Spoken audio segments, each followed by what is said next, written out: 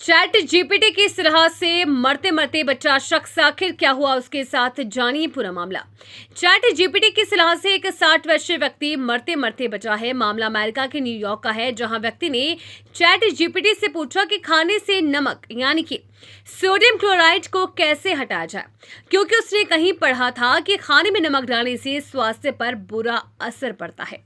सवाल पूछे जाने के बाद आर्टिफिशियल इंटेलिजेंस यानी कि एआई चैटबॉट ने जो सलाह दी उसे व्यक्ति ने फॉलो करना शुरू कर दिया।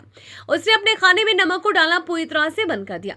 उसके जगह पर सोडियम ब्रोमाइड का इस्तेमाल करता रहा। दरअसल साल 1900 के समय में सोडियम ब्रोमाइड को आमतौर पर दवाओं में इस्तेमाल किया जाता था, लेकिन अगर इसे बड़ी मात्रा में लिया जाए तो ये जहर का काम करता है। American college of physician journals में इस मामले को छापा गया है। केस रिपोर्ट के मुताबिक 60 वर्षीय व्यक्ति चैट जीपीटी की सलाह पर पिछले 3 महीने से सोडियम ब्रोमाइड का इस्तेमाल कर रहा था।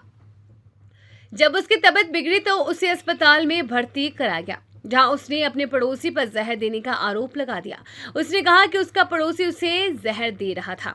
डॉक्टर भी उसकी हेल्थ को लेकर चकित थे।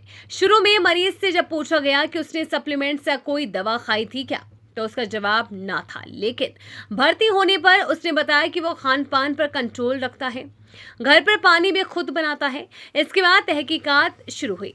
अस्पताल में भर्ती रहने के दौरान उसमें त्वचा संबंधी समस्याओं के साथ साथ गंभीर न्यूरोसाइकियाट्रिक लक्षण भी दिखे, जिनमें मतिभ्रम जैसे लक्षण भी शामिल थे।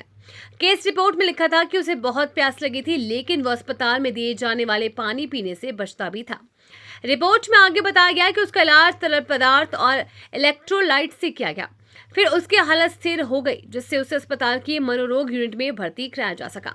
रिपोर्ट में बताया गया कि चैट जीपीटी से अपने खान पान के बारे में सलाह लेने के बाद मरीज को ब्रोमिज्म हो गया था।